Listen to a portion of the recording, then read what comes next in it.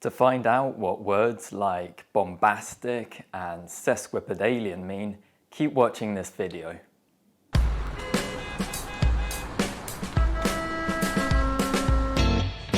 Hi everybody and welcome back to Lean English. I'm Ed and I'm here to help you achieve your pronunciation goals.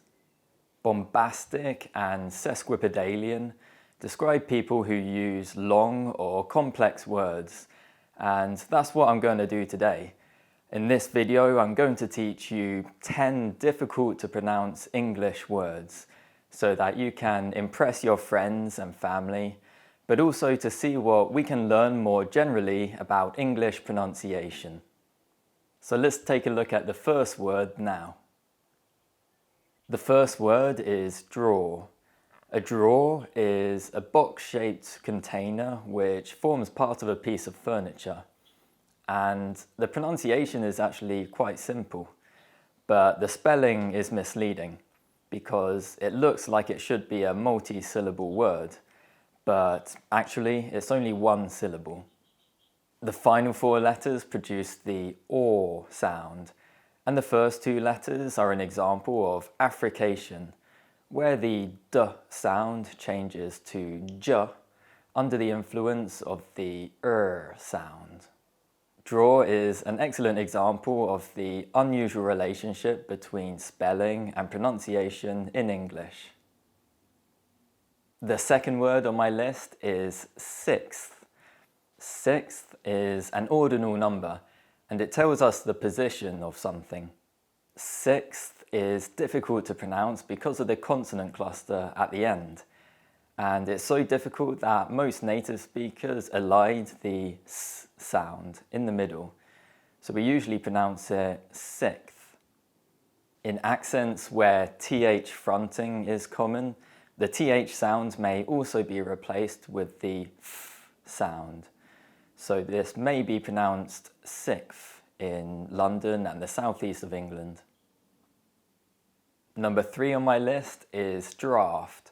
Draught has many meanings. It can mean a bit of cold air, it can mean beer served from a tap, and it's also a game.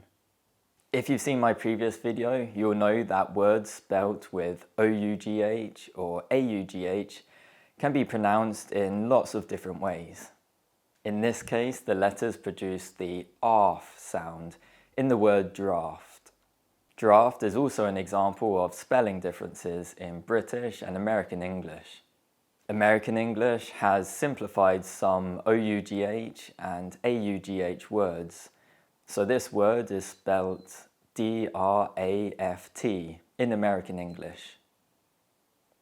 Number 4 is lieutenant colonel.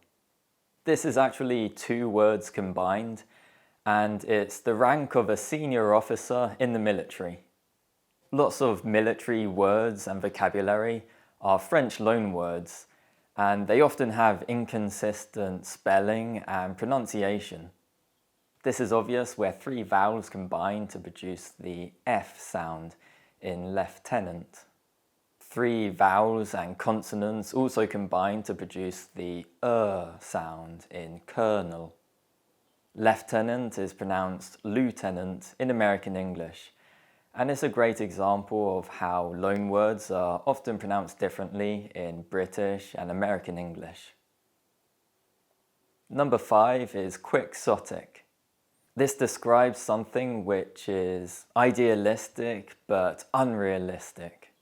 This word derives from the famous literary character Don Quixote, who appears in a book written by the Spanish author Cervantes. The character in the book is idealistic but unrealistic, and it's a great example of how new words enter the English language through the ideas of other people. Other examples include Darwinian, which describes a situation where it's survival of the fittest, and it's derived from the famous naturalist and biologist Charles Darwin. Orwellian describes a dystopic and oppressed society, and it's derived from the author George Orwell. Number 6 is Worcestershire, which is a place in England. English places often have inconsistent spelling and pronunciation because they're often very old and derived from different languages, and the spelling and pronunciation have changed a lot over time. However, place names are interesting because they often tell us the origins of the place. For example, the st suffix in Worcester comes from the Old Latin word meaning camp. The sh suffix in Worcestershire comes from the Old English word meaning share. So Worcestershire means the share of land around the camp. I recommend you watch my previous video on place names for more information about what these suffixes mean. Number 7 is onomatopoeia. This is a great word because it describes words which sound like the word they're describing.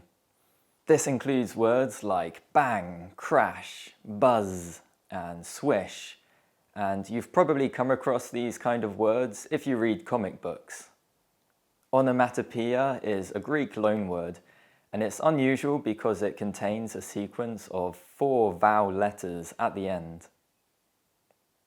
Number 8 is hyperbole. This is excessive exaggeration. For example, if I say, today is hotter than the center of the sun, that is hyperbole, because obviously it's not hotter than the center of the sun. Don't let the spelling mislead you. This word has nothing to do with American football. The pronunciation and the word stress are very different. Number 9 is Schadenfreude. You can probably tell from the spelling that this is a German loanword, and it describes the feeling of satisfaction or pleasure when something bad happens to somebody else. This is a relatively new loanword, and it's a great example of how new and unique words continue to enter the English language, especially where English has no substitute. And finally, number 10, Antidisestablishmentarianism. This is one of the longest words in the English language, and it describes the opposition to the belief that the church shouldn't influence the government. Today, most people in the UK agree that the church shouldn't influence politics, but in the past there was more opposition to this belief. And I know that in other countries around the world, this argument is still alive and strong. So this word still has relevance today. Well, that's the end of the lesson, but now it's your turn. Which words do you find difficult to pronounce? Let me know in the comments below, and remember to like and subscribe if you enjoyed this video. Thanks for watching. Goodbye.